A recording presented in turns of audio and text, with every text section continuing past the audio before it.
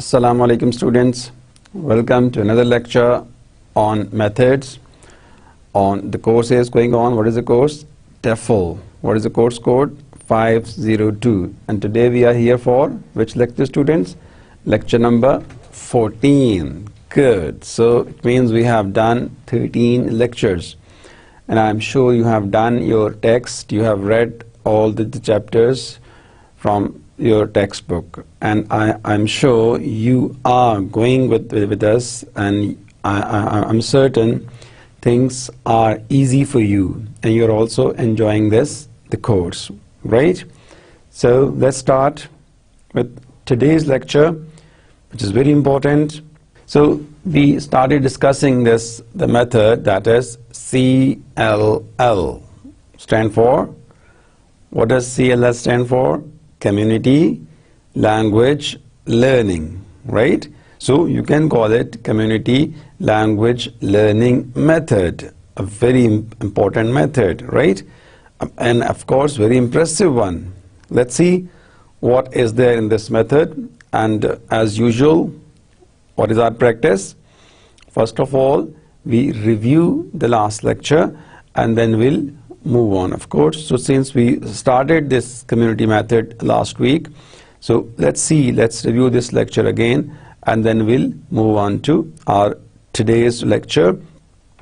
All right, students, so there is an image. What does this image show, students? Right? A community. Fine. And you see, when you see this method name, community language learning. So dear students, again, if I take you back to the very first method, and we call that method GTM. So see, grammar translation. So in every method, my dear students, you must have found that there is the name of the method and there is a message behind that name. For example, grammar translation method. So focus was on grammar and also translation. And we called that method grammar translation method.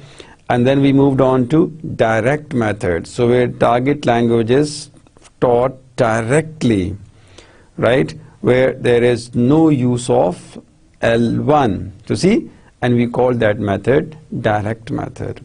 And then we see ALM, audio lingual method. Remember that?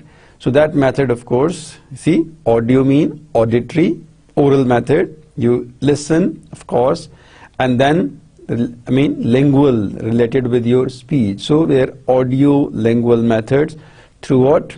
How? Habit formation. How? Drills. Fine.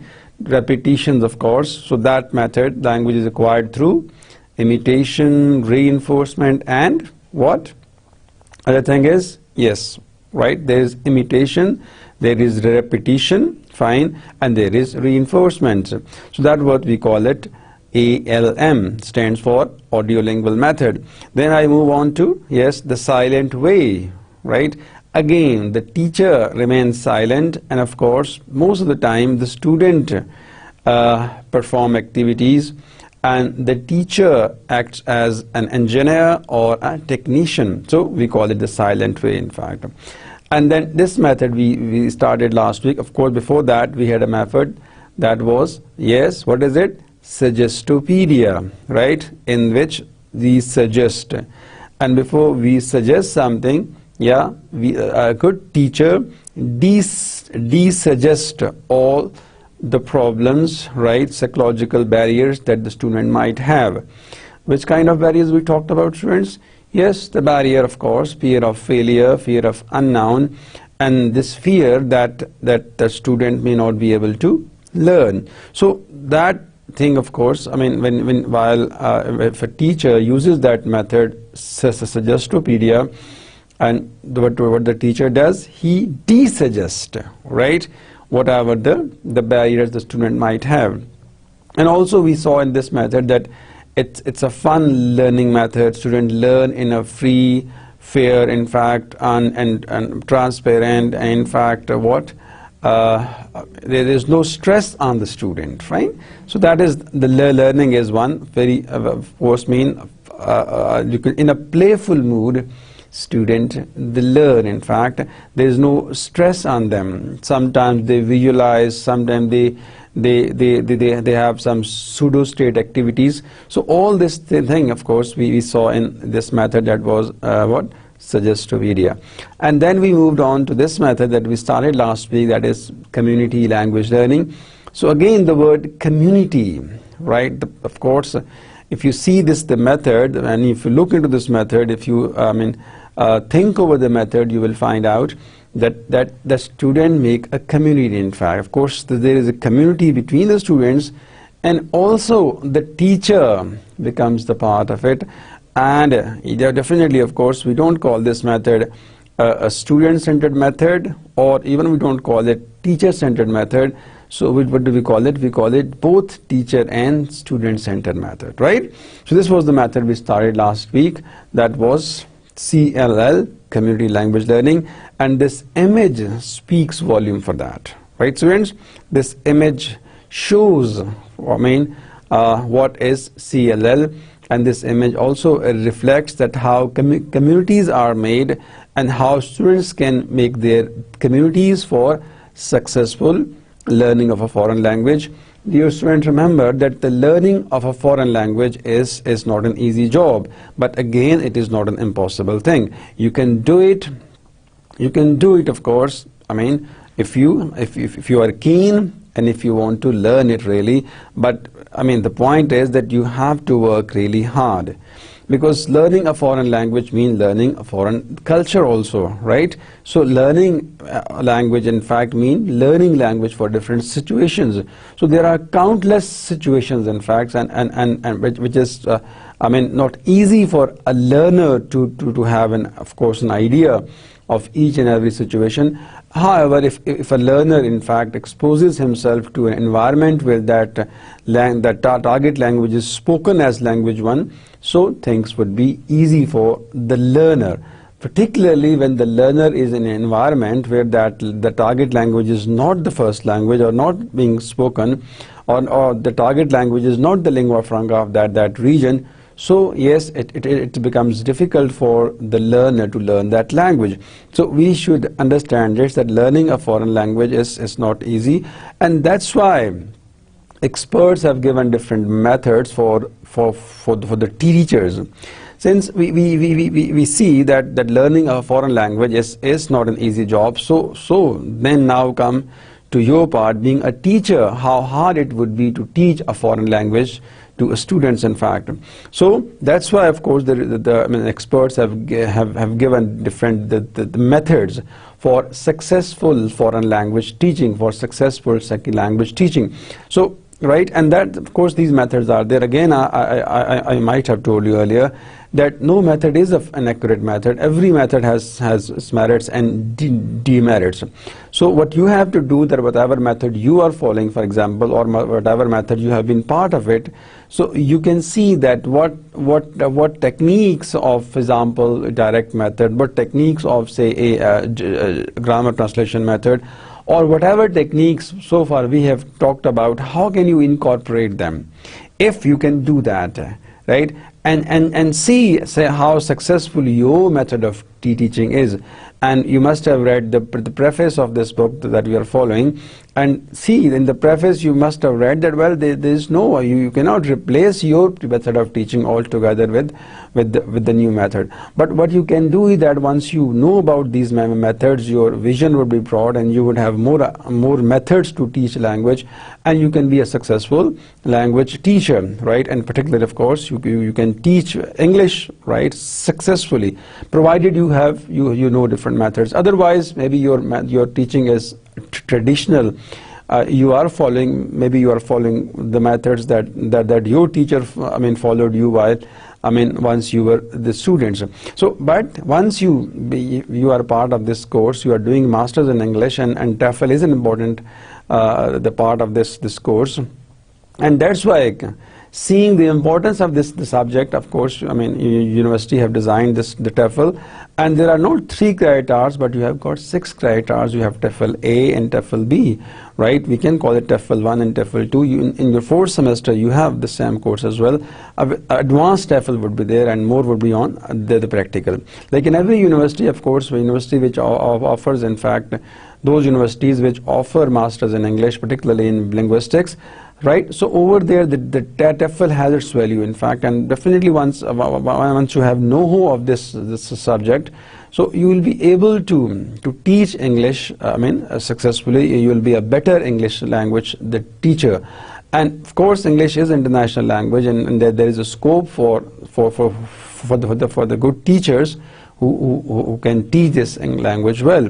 So, of course, not only in our country, as I of course as I always say that, well, of course, there is a scope for good language teachers and good English language teachers, of course, in our country locally, and of course in the Middle East and abroad as well. Fine. So this is what I just tried to give you a brief overview. Let's come to today's lecture. That was what? CLL. So before we start, we have to review the last lecture that we had. So my dear friends, we talked about that the CLL what takes its principle from Curran's theory. Curran's theory, that of course, and mind you that here some principles have been taken from the Curran's theory, and of course, what are these? That counseling learning approach. And this counseling learning approach means CLA, we call it, developed by Charles A. Curran. You understand? So that, of course, there are some principles, of course, have been taken. Principles of CLL, community language learning, have been taken from Charles A. Curran's what theory? And theory was, what was the theory, students? Yes, counseling learning approach. Clear? And then, of course, we discussed last week that the Curran, what did he do? He studied adult learning for many years. So definitely, of course, the point is that when why you see that we are we are talking about the Curran's theory here. Why? The point is because he worked a lot on this adult learning for many years. And the point is that, yes, when we being teachers, we being TEFL students, we have to interact. And mind you, most of the cases we have to interact with adults, in fact, right? So adults, of course, the use of, the adult need more, of course, the learning of foreign language as compared to your others at low level students, of course, at the primary, for example, because now things are different. So you may have adult students, right? So that's why the adult theory approach by the Curran, of course, really helps us in this method. Which method? Community language learning. Good. So that's why Curran, of course, was the view that adult, in fact, they feel threatened. Fine. Definitely, of course, when you being the student, you must have realized, you must have felt that once you became the student in the very first day, right? And what were your feelings? And particularly, my dear students, when you have a chance to be a student after a gap, right? So once you join a class, of course you start doing a course after a particular gap. So it becomes difficult for you, and particularly, of course, for the people who are from different disciplines. For example, if a banker comes to you and he wants to improve his language, if even a section officer comes to you and he wants to improve language, so definitely these people, of course, yes, they do have administrative experience, but as far as the learning is concerned, yeah, they feel threatened. And most of the time, people want to improve their second language, they want to improve their English language, but because of the fear, they don't take this step. So that's why the Curran's, of course, non-defensive learning approach really works. So that if the learner is he has some problems or he is threatened, so how can we help the learner in this situation? So this CLL, in fact, course talks about this principle, that how can we provide security to the students, like we saw in the class proceeding, that the teacher, in fact, uses language 1, right? In the class proceeding, we saw that teacher uses Indonesian language, in fact. Is that clear? Remember that. So that's why, of course, when the learner has a problem, and particularly when he's an adult learner, so the teacher needs to be more efficient, needs to be more active, so that the barriers that the learner might have would be removed. Of course, that the fear, of course, he has that if I speak, I'll make a mistake. So that these things are there, that to be managed successfully, of course. And this current believes that the language, in fact, counselor, of course, this is the role of the teacher in this CLL, that we are not the language teacher, but the language counselor. So who is a language counselor? In fact, the one who understands the learner's problem, in fact, and the one who handles those problems successfully.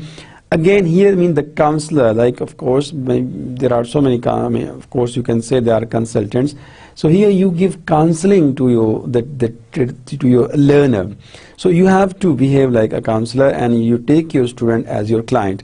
So it is what a client and what you could say, you see, there is a transaction, right, between a client and a consultant, a client and a counselor. So we can call it CC approach, the client counselor approach. And the counselor, of course, what he does, right, that his approach is client-centered approach. Whatever the client needs, right, the counselor in fact caters to the needs of his client. So this is what we saw last week, that it's a client-centered approach, and the client needs what? More attention. The counselor tries his level best to help his client in the best possible way, right? Wherever the counselor feels that the client is struggling, so he in fact comes forward, and without hurting the client, so the counselor tries his best to achieve the goals, and tries his best to help the client from that problem, in fact. Is that clear? So that's why, of course, this community language learning, of course, this approach where the relation is, the more of this, the teacher becomes a counselor, right? And in a shape of a community, of course, see the language learning that take place, even the teacher becomes the part of that we saw in the class proceeding, that of course the teacher in fact comes at the back of the student. Here, once teacher comes at the back of the student, so students don't feel threatened. So they consider teacher as a part of that community, and teacher helps them out, of course, in such a way that the students are not embarrassed, because they consider students, right, as a part of that. They consider their instructor, their teacher, as a part of their community.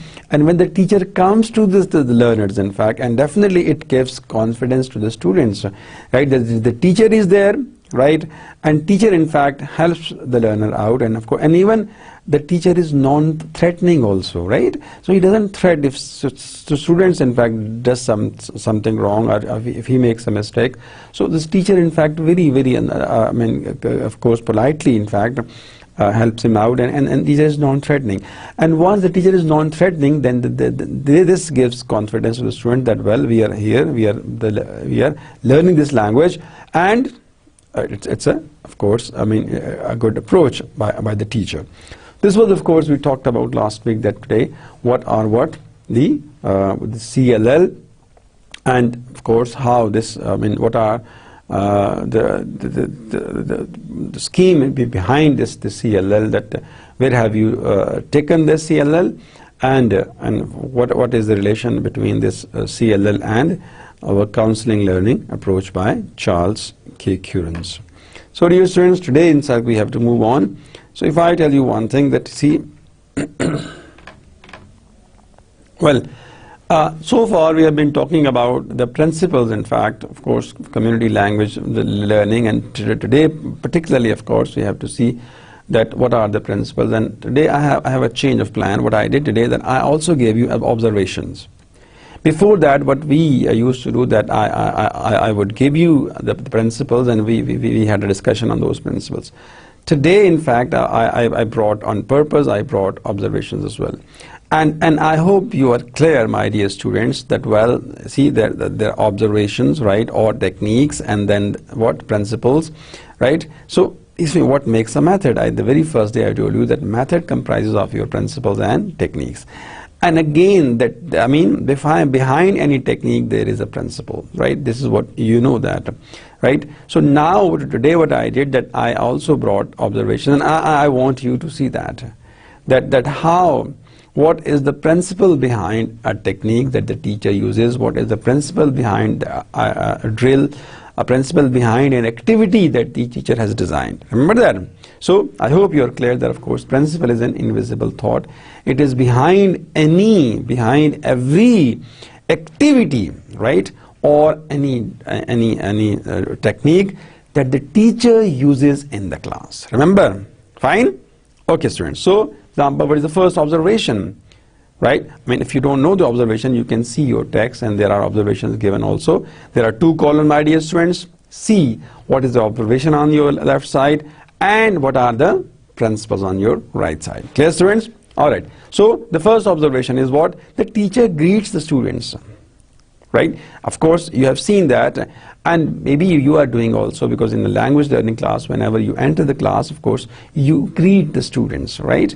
So, or you welcome the students. In fact, you say hello, right? You ask students how are you and how are they and all that. So what is it? The greeting. Now this, why teacher greets students? What is the principle behind, right? Because friendly relations, right? So teacher in fact starts a friendly relationship. Again, the concept behind is community language learning.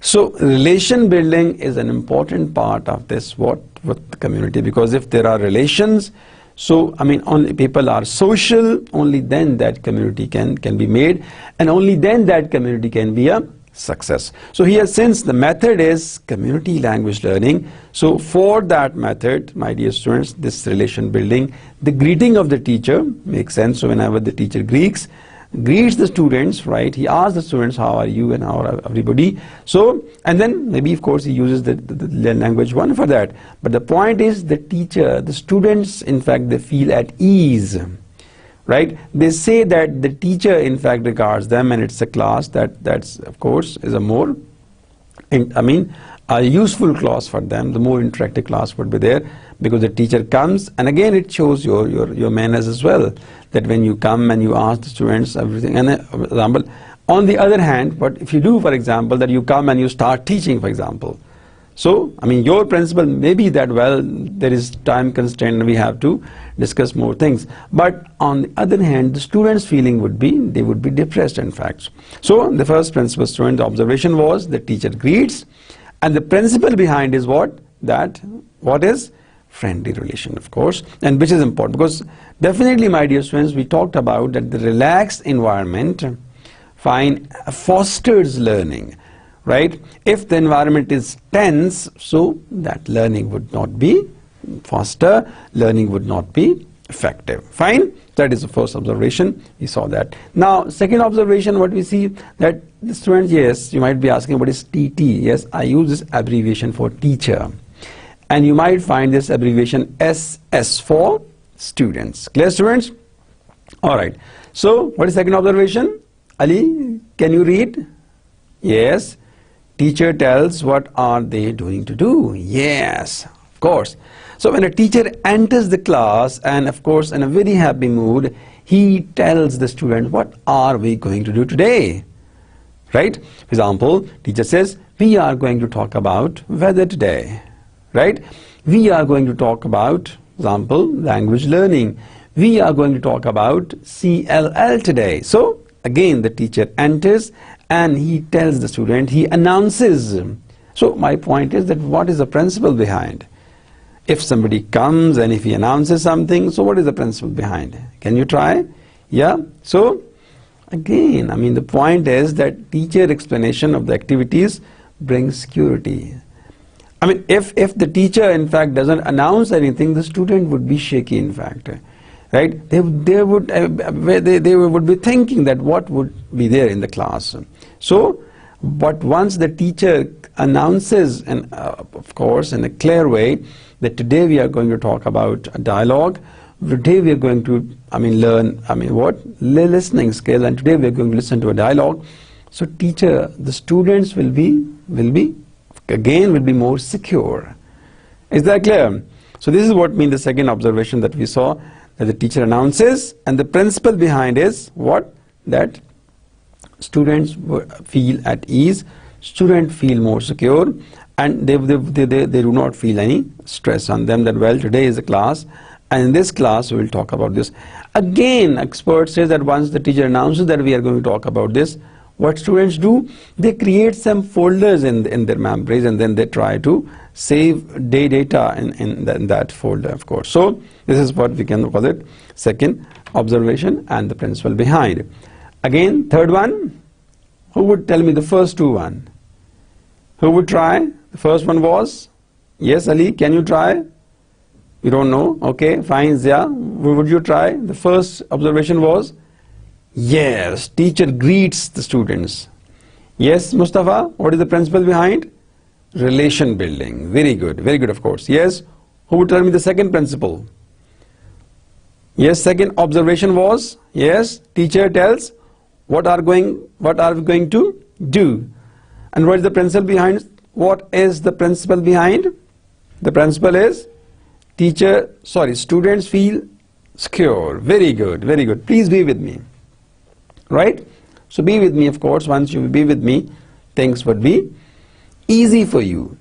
So, I mean, if you pay attention right here, if you listen to the lecture attentively, right, and you take part in the lecture, you participate in the lecture, so things would be easy.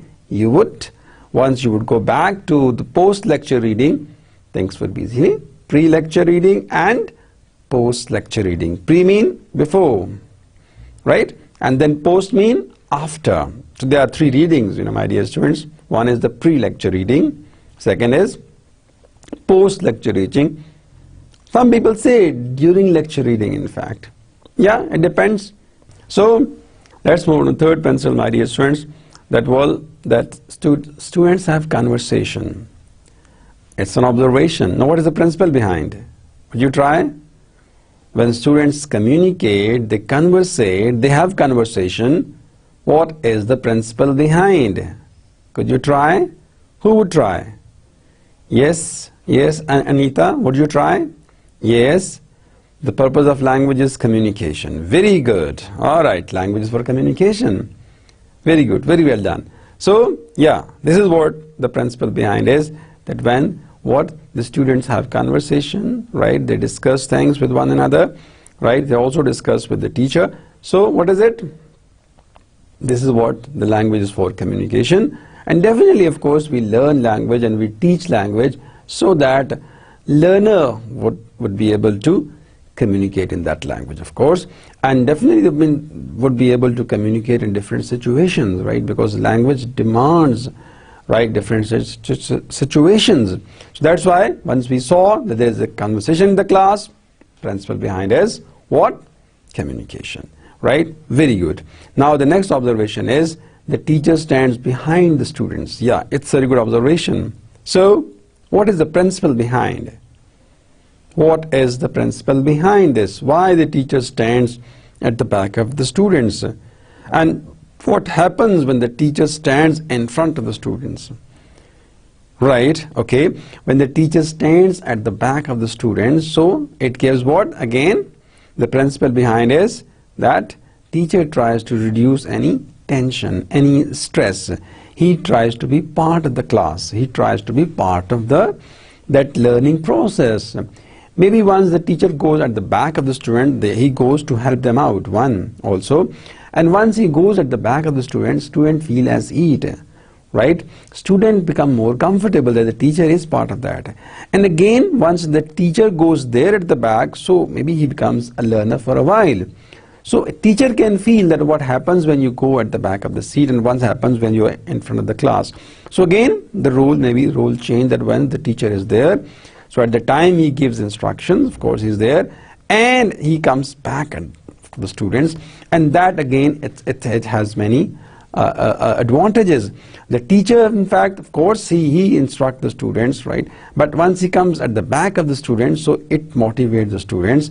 It helps the students, in fact, to make an ideal community, in fact. So definitely the objective is that to foster learning a foreign language.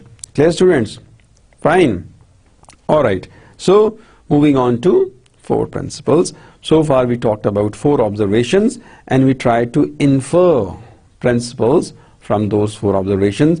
So dear students, whenever you see any drill in the class, you can see what is the principle behind, and you can ask the teacher that this activity you are doing, your activity you are experting in the class, what is the principle behind? And if the teacher knows, you can say that he is a good teacher, he has, and of course, techniques, of course, he knows what is a principle, he knows what is a drill, and he knows what is a method. But if a teacher is unable to explain, if a teacher is unable to tell you that what is an activity, what is a principle, and what is a method, so it means that the teacher in fact is not aware of these things. He is not aware of teaching. So he just doing it as a profession, but he does not have professional knowledge, in fact. Clear? So that's why, I mean, we want you, once you would be there, you would be the teachers of this language, and then you should know that this is the method, right? And this is the technique, and this is the principle behind. Clear, students? You understand? I hope you understand. I'm sure you are, because your body language shows that. Fine? Body language is very important, my dear students. Body language tells whether you are active or you are, yes, you're not active. But I say, I won't use word inactive. I will say you all are active, because for this class you need to be active. There's no way out. If you're not active, go take a glass of water, then come back. Otherwise, I don't like you people that if you doze in the class. No dozing. Fine? Be active. Fine? Because you are going to be future, yes, the best of all teachers, in fact, the best of all, the best language teachers, the best English language teachers particularly. Fine, students? Clear? Are you with me? Fresh now? Alright, so move on. See, what one? Talking about that language is for communication, and then this teacher goes at the back. So it what does it do? It motivates the students. Fine. Another observation, my dear student, we have seen that the teacher translates what the student wants to say in chunks. Yeah, again, chunks are the small pieces, of course, right? So again, the information is there. In chunks, the student utters sentences and the teacher translates. So once the students say things in chunk, that is observation. What is the principle behind? Fine. What the teacher does, he translates. The teacher translates what the students say in chunks. So the principle behind is that, the teacher, in fact, what he does, he cares. He cares for the limitation of the students, because they learn, in fact, with different faces. Every learner is a unique learner. You understand? Right? We cannot, of course, we cannot see that all learners are equal, same learners. Every learner is a unique learner. Every learner has its own pace of learning. Some are quick learners, some are slow learner. Some are mediocre, in fact. Some of course learn slowly. Some take time to grasp a concept, and some grasp concepts, some get concepts quickly. So it varies, and if the teacher cares for these things, like you see in a class, you will find, once you will be in with the teacher, my dear students, you will see a lot of students. You will find mixed sort of classes are there. Here mixed means that what the gender would be mixed, of course, and also their learning capacity would be diverse. You cannot expect that you will find all genius, all great people, and you cannot expect that you will find, of course, all slow people. Definitely, of course, with the experience you will come to know that every class definitely has what? The average, above average, of course, students are there, and some are slow learners. It doesn't mean that we ignore the slow learners and only go with the quick learners. But it doesn't mean we should ignore the fast learners, quick learners, and we should just help out the slow learners. We have to cater to the needs of all, right? So what the teacher does here, in fact, means that since the teacher realizes that, well, the students have limitations, so he translates those text, the utterances of the students in chunks, right? So the point is to care for the students' limitations and, of course, fears. Another observation, my dear students, that teachers tell them that they have a few minutes for conversation. Again, it's a very important thing, right? The teacher tells, it's an observation, and what is the principle behind, in fact? Again, students feel more secure when they know the limits of an activity. And even, of course, in the class, when you say, well, for the next 15 minutes, we'll talk about this. So now students say, well, in these 15 minutes we'll do, and then after that, we have another activity. But if you say that, well, if the whole class we're talking about this, students might be depressed. Clear? See? So dear students, well, when the teacher announces, so it gives again, students, feels more secure, and they feel better, right? Again, they say that teacher manages his time well, and teacher has more to do. So this 15 minutes has been allocated, has been given to this activity, and after that, we'll move on to other activities. Of course, this is the observation, and the principle behind is to give security, right, to the students, in fact, so that they would not feel insecure. Yes, another principle, of course, students, what is it? Principle number 7, but what is the observation? Where have you inferred this principle? So dear students, yes, that what? So I invited to talk about how they felt during the conversation. It's very important things. So this gives the chance to a student that they could express their views, in fact. Fine. So the students are asked to give to tell the teacher how they have felt. So here again, the principle behind is that the teacher and students are whole persons. Again, I told you that, of course, that the concept of whole person is there. So we take both affective and cognitive factors. Now, affective factors we talked about last week as well. So what? The values, motivation, right, attitudes and feelings. So that is what? Which factor?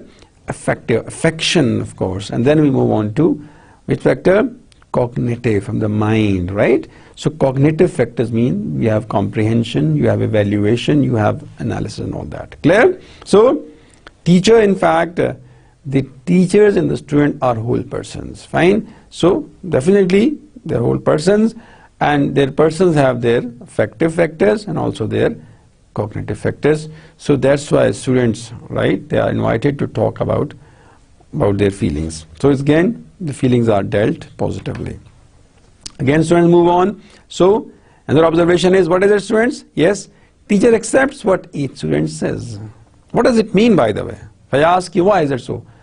Why teacher accepts? You could say teacher should say no to it, or you could say the teacher should not accept whatever the students say. I mean, generally you might have observed in our general classes, sometimes the teacher does not accept things, right?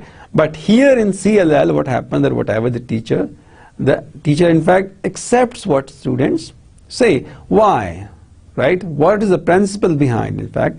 So I told you that yes, definitely to give a sense of what, in fact, sense of what? Achievement of the students. If a student, in fact, says something in the class, if he says something, so teacher should accept that, of course. And again, if in educational psychology, you might have heard that, well, no human idea is a wrong idea, in fact. Whatever idea is given, so teacher should accept that, in fact, and teacher should encourage the students, right? Sometimes it happens, you might have observed, you might have experienced that an idea is given and the teacher sometimes snubs the students and others laugh at him. So what are the, in fact, the negative sides of this thing, that if a teacher snubs a student in front of the class, right, maybe chances are there that student would not turn up next day, right, because of that, the teacher's behavior, that he snubbed in the class, because maybe he has given an idea. So there could be ways to manage, because again you would say that sometimes the students in fact take liberty and they give some the false notions, false statements in the class that cannot be shared. Again, the point is that there are ways to handle such a situation. Yes, particularly, of course, here, I mean, the point is that sometimes I see handling awkward customers, in fact, the handling tough students, right? So again, it becomes a challenge for the teacher. And most generally, teacher, of course, snub them or they punish them and they use this method. There could be other ways to handle it, in fact. There could be other ways to handle such things. So here, teacher accepts what the students say, right? And then, why? Because you know that, you see, learners have different learning the capacity. Some are quick, some are slow, in fact, and their ideas. If the student says something, right, and the teacher, of course, accepts the idea, and if there is some problem in the idea, the teacher corrects it, of course, without telling him that you are wrong, but teacher himself correct, and that gives a message to the learner that there is some problem in the utterance. Fine. This is what happens. The teacher accepts. Then teacher translates what the students say. Again, there is an observation. We saw that. What is the principle behind? Yeah, teacher is a counselor, right? So again, the one who gives counseling. So he gives counseling to his client, right? And negative feedback and negative feelings block learning. So that's again, this negative feeling should not be there. Of course, teacher should not take things negatively, right? But teacher tries to understand, right, what the student means to say, in fact, right? I mean, just in fact finding fault with the student or snubbing the student, it means you are playing with the emotions, in fact. So you are, so those create negative feelings, and negative feelings what block learning. So that's why, in fact, the teacher showed them that he is really listening to them and understand what they are saying. So again, active listening is also important. The teacher shows the student that he is listening to the student, right? And of course, and as a counselor, he is listening, and the teacher understands the student's problem, in fact. So this again, when the teacher gives time to the student, he listens to the students, and then yes, things can be managed well. So again, your observation can be, your reservation can be that, well, if you have a class of 40 students, 30 students, how would you manage it? But again, for a language class, my dear students, so ideal sense is maintained. Fine. So in this method, the CLL, where we have seen in this proceeding as well, that the teacher listens to the students, right? And that listening, the purpose of that listening is that the student, in fact, take teacher as a part of the community, and teacher, in fact, the student, of course, it gives them what? Satisfaction, a sense of satisfaction, a sense of achievement. Once the teacher appreciates the students, so students really they feel, of course, they start thinking high of themselves, and they feel that, well, the teacher's appreciation is really useful for them, and it motivates them once the student go back home, and then they keep that appreciation in mind, and they put efforts accordingly. So again, the teacher's concentration for the student, particularly in a situation where the student is struggling, so that can help him more, of course, and that can definitely help him learning the foreign language. So this is what the teacher translates what the students say. And then again, my dear students, what is it? The student listen to the tape and give the Indonesian translation. Again, there is an observation. What is behind the principle? That L1 is part of the process of learning. Understanding should be guaranteed. Fine.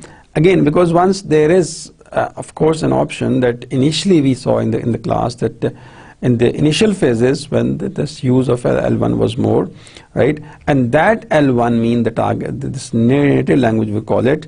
So what happens? You see that enhances the process. Of course, initially the communication is faster in of course L1. The purpose behind is that, of course, L1 is a part of the process of the learning. L1 helps in learning. In fact, this is the principle behind. But the observation is that the teacher, the student listen to the tape and give the Indonesian translation. Again, it's important. Right, students, so move on if you that. So here another observation. What is it? The teacher asks students to make a semicircle in front of the class. Again, it's very important that how students sit in the class. So here the sitting arrangement is semicircle. You understand? So my dear students, that you might be thinking that why this sitting arrangement is important. So yes, it's a good observation. It's a good question, my dear student. The point is that when the students sit in a semicircle way, right? So what happens? their interaction with the teacher would be more, right? So they would be more comfortable, of course. If the student, like sometime the formal, I mean, in some big classrooms, if you see, and of course two aisles are there, for example, that half the students sit on this part of the class and half on this part of the class. A traditional class, you might have seen that, you must have seen it. So then in that class what happens, at the students at the back, sometimes they are ignored. But in a semicircle class, my dear students, of course, they sit in a semicircle. What happens? They can face the teacher. They can give their views directly to the teacher, and learning, in fact, yes, of course, improves in this way. That's where we see that and activities can easily be done, and of course, different techniques can be clarified once they are sitting in a semicircle way, in fact. Another observation is, student, move on, that what the teacher does, he reassures the student that they will have time later on to copy. Again, it's important that once the students want to write that, the dialogue that teacher wrote on the board, sentences that teacher wrote on the board, so students try to copy. But the teacher tells them, no, you will have time later on. What is it? That learning is facilitated initially, of course. Initially, teacher, what he does, he facilitates, in fact. And then, of course, point is that you see, of course, but he tells them that he gives them, the point is that at one time, one task is assigned. So there is no multitasking. Once the students are done with one activity, then we move on to another activity that can be writing skill. Is that clear? So that's why the teacher, this stops them that, of course, you will have time for writing later on.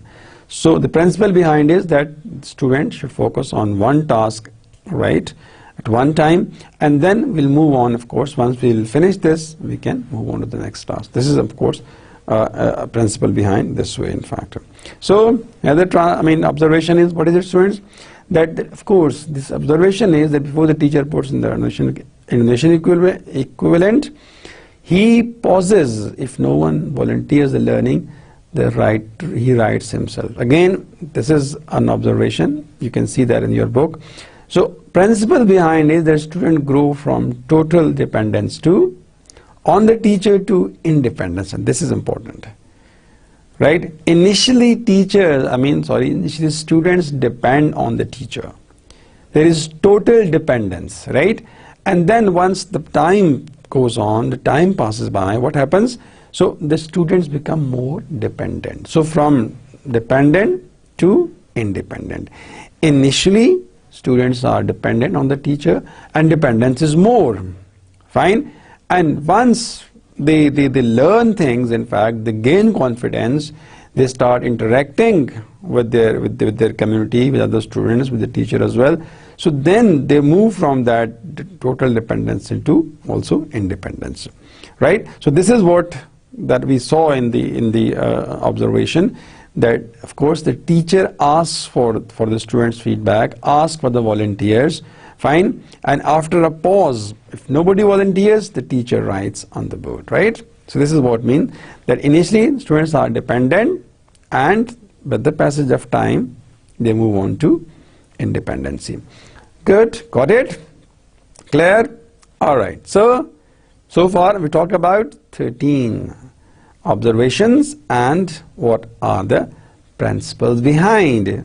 Yes, I need not to say it again, that every activity there is a principle behind. So that principle and activity, they are aligned also, because when you design an activity, you need to think, why am I designing this activity? What is the purpose of this activity, right? And what do I want to achieve? What is the principle behind, in fact? Fine. And then again the point, next observation is the teacher reads the transcript 3 times, right? And students relax, enjoying, in fact. So why? What is the principle behind? Again, when the students, they relax, reflection and thinking fosters the process. They are relaxing, there's no stress on them, the teacher is just reading for 3 times, right? So students relax, and that relaxation again fosters learning, in fact. Clear, students? So that's why, of course, the relaxed mind gets more. Relaxed mind, in fact, learns language faster as compared to a stressed mind. You must have observed. In the morning, for example, there's a class that you take in the morning and how you feel in that class. You enjoy that class and your retention is more, you learn more, of course, and if you teach, even you teach better. Right? Why? Because you're fresh, your mind is fresh, things are clear. But if you take the same class in the evening or somewhere at night, you will feel the difference. You can record your voice, for example. Have your lecture record in the morning and do the same in the evening. You will feel the difference. Fine? So dear students, क्या है बात हो रही थी कि अब जब आपको ज़हनी आसूदगी होती है, when you are relaxed, ठीक है, कोई आप पे स्ट्रेस नहीं है, कोई आप पे दबाव नहीं है, तो आपकी learning of a foreign language, आप उस जुबान को बेहतर तरह से लर्न कर सकते हैं. So this is of course in this CLL method, this community language learning, that when the students are relaxed, learning would be more, of course. So dear students, this is one another activity, observation followed by a principle. Another observation, what is it? Student choose which phrase they want to practice, right, pronouncing. So again, the students are there, they are given this power that they can choose that which word, which expression they are struggling with, and then the teacher follows the students lead and repeats the phrase until they are satisfied, and the teacher repeats that. Is that clear? So that's why, of course, I mean, this is the observation we saw, that the student choose which word they find it hard, which word is a tongue twister, which word they cannot pronounce well, and the teacher comes forward. He repeats that word as many times as the students want, and unless and until they are satisfied with that. Fine? And even, of course, the teacher also thinks, when he feels that now students have started pronouncing that word, so, I mean, he moves on to another activity. So this one is the principle. Principle behind is that, well, having a choice results in developing an inner wisdom. Once I have a choice and the students have choice that, well, this is my weakness, I need to overcome it, and this teacher comes forward and he helps me out. So also it makes me wise that, I mean, I in fact analyze myself. I come to know that what are my weak areas, what are my strengths. So if I have some weak areas, and of course I will try to dig out myself, and so do the students in this method, that whatever word, whatever expression they struggle, they find it hard to do, so they ask, and of course the teacher in fact takes the lead and he repeats that word or expression, fine, so that they would be satisfied. Another observation is that students have to listen carefully to see if they has, of course, if they say matches what teacher is saying. To see, is that clear, right? So what happens? Well, students, so we're talking about this observation that students also, they try to listen carefully to see whether, to see in fact what they have said, how it matches with what the teacher is saying. So again, careful listening is needed to learn, in fact, to discriminate and see the similarities and the differences. When you listen to your teacher, then you can find out that what is the correct pronunciation and which one is the incorrect, what is the right expression and what is, for example, the other way around, right, which is the right word in the situation and which is not. So of course, for that you have to be careful listener. And again, here I want to tell you that, of course, for language learning, foreign language learning, listening plays an important role. So students, move on, of course. Another observation is that students work in groups, of course, of 3. Again, this concept of community is there, that group work and cooperation is preferred to, of course, is preferred to competition. When there is a group work, student work in groups, what happens? They sense themselves in a community and learn from each other and also from the teacher. Once you become a part of community and you have to follow that give and take principle, you have to help others and you have to seek help from right? So give help and seek help, in fact. So this is what it happens, that once, of course, you are in a team, you are in a community, fine, you work in a group, so learning would be more, right? Because you learn from others and others learn from you. So it's a give and take principle.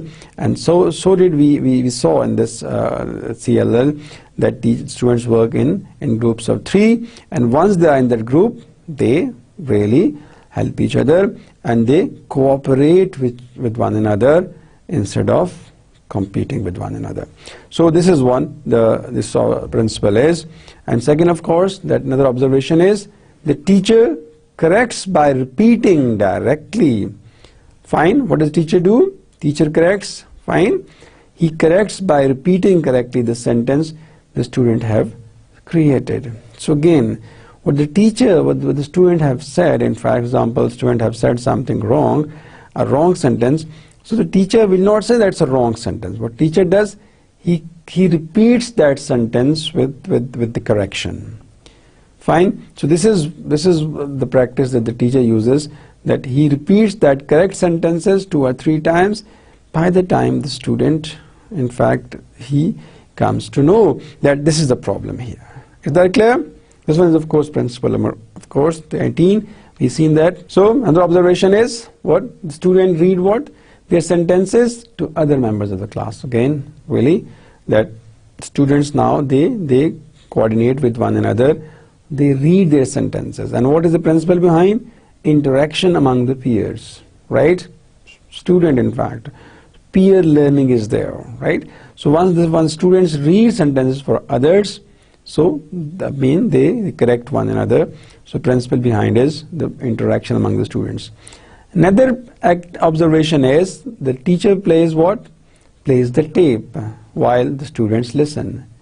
You have seen that, of course, there is a cassette player, and the student and the teacher plays that the tape recorder, and the students simply they listen. Why? What is the principle behind? The principle behind is that learning takes place if the yes, fine. If the task neither, of course, too new or too in fact familiar. This is important. Fine. The teacher plays the tape while the student listen. This is the activity, of course. This is the observation. Now, the principle behind is that learning takes place if the task is neither too new or not too in fact familiar. Right? I mean, the point is that if you give a novel idea, for example, a new idea, fine, again, it would be difficult for you to retain something. And again, but what you do, retention would be more when, see, in between novelty and familiarity. Fine, if you tell a new idea, and of course you relate it with whatever the idea is you have, what you know, fine, and you link it with what you are going to tell the students. So then student would know, I mean, they would link that, the new knowledge with their assumed knowledge, whatever they have. Is that clear? For example, students have an idea about imperative sentences, for example, negative sentences. Then you can talk about interrogative sentences. That this is another sentence, of course, negative sentence, and of course move on to interrogative sentences. So simple. The point is that moving from something that you know to something that you don't know, retention would be more. So that's why what the teacher does, he plays the tape recorder and the student what? Listen, in fact.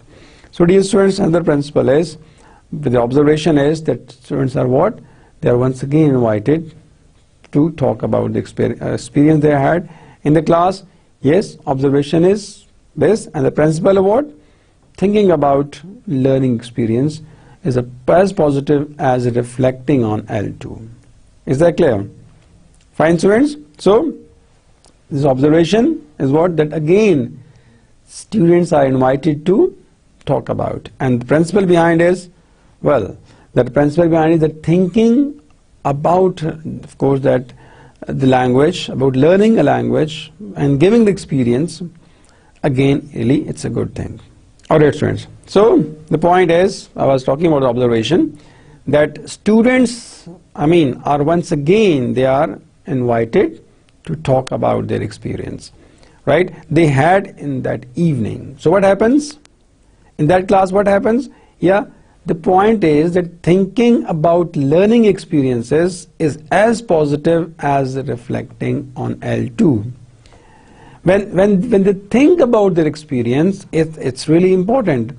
And also they reflect in their language too, that well, they had a very good experience, or they had what, a so-so experience.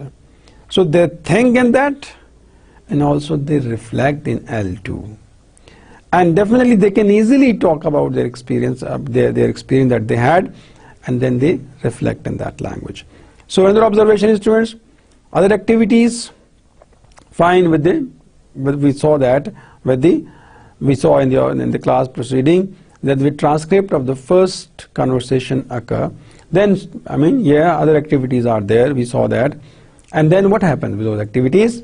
Students, in fact, to work on those activities, their self-created transcript that they have first recorded, and then that was transcripted, that was translated, and they work on that.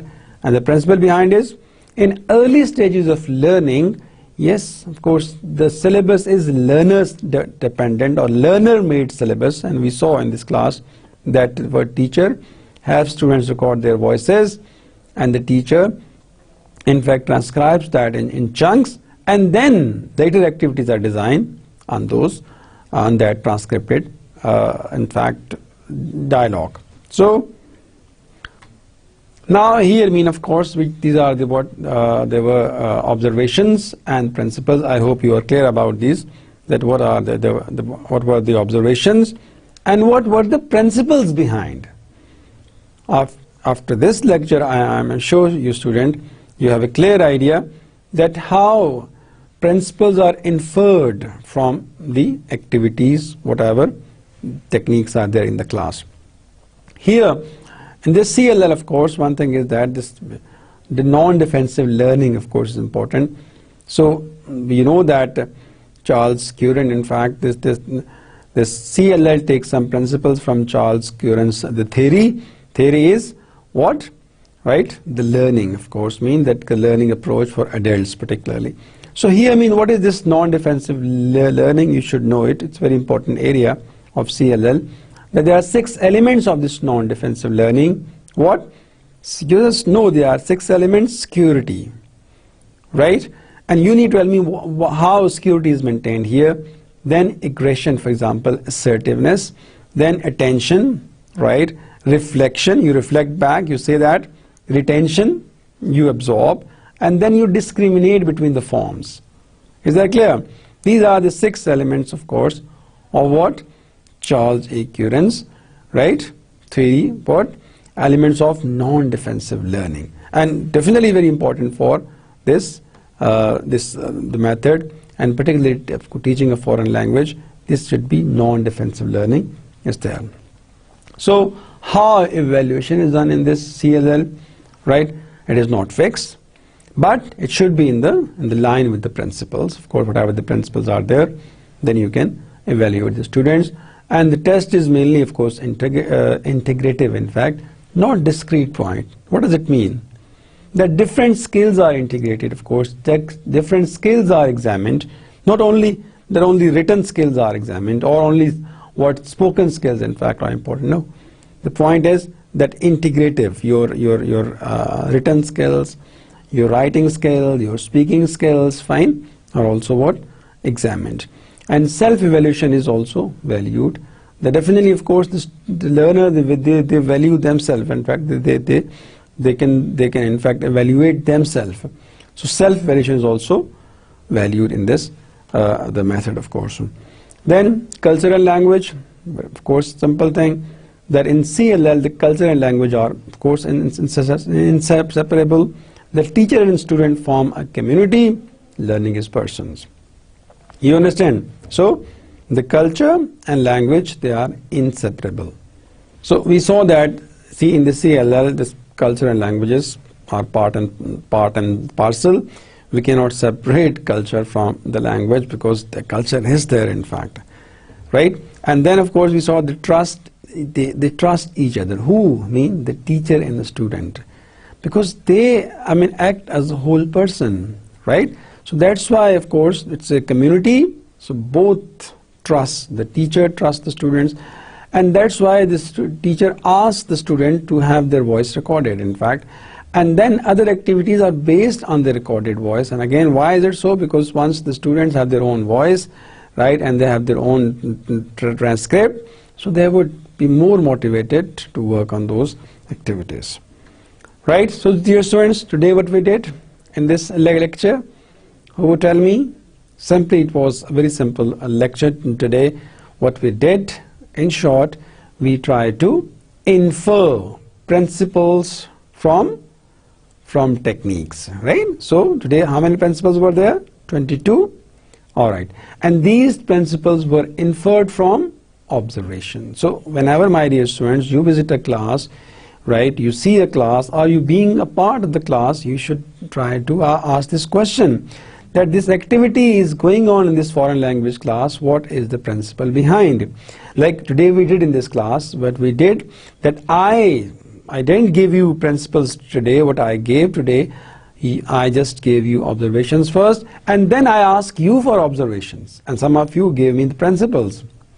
Fine. So now in future, of course, whenever you see any activity in the class, then you should, straight away there should be a question in your mind, that what is the principle behind, why the teacher is using this activity. For example, if I give example of grammar translation method, where the teacher gives them a list of vocabulary items. So the principle behind is, of course, that the vocabulary building. You understand? So today we, in fact, I gave you observations, and I asked you and you gave me principles. This will, of course, mean the lecture was all about.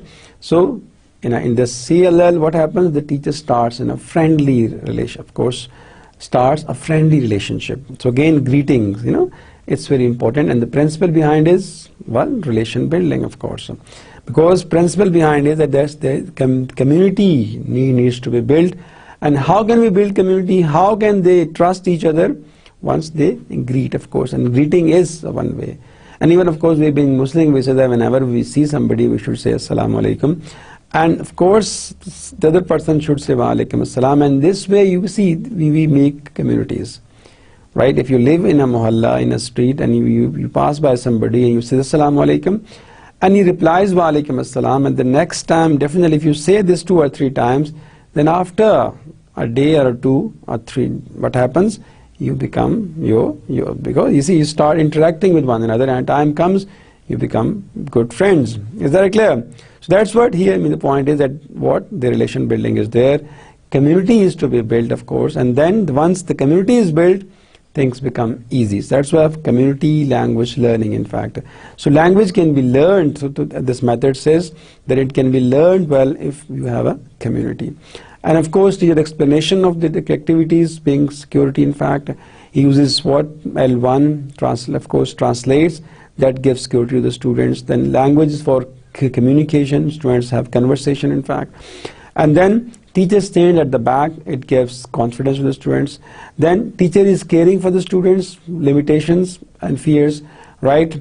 And the teacher, of course, and that's when learning is non-defensive learning. Of course, they learn with different places, in fact. Again, the point is that students have different paces, in fact, different pace of learning. So the teacher cares for it. And then what? Of course, time limits are revealed, that one activity is this. So this also, gives time to the student, that this activity is for this time, and we can move on that. Is that clear? So these are some points today we talk about, what are the principles, what of this method, CLL, community language learning, in fact. So dear students, if I move on, of course. So, yeah, well, you've done a good job. I'm happy, right, that you have been attentive throughout the class, right? And you see, this is what I expect from you, that you need to be attentive. Listen attentively, in fact. Participate actively. Fine.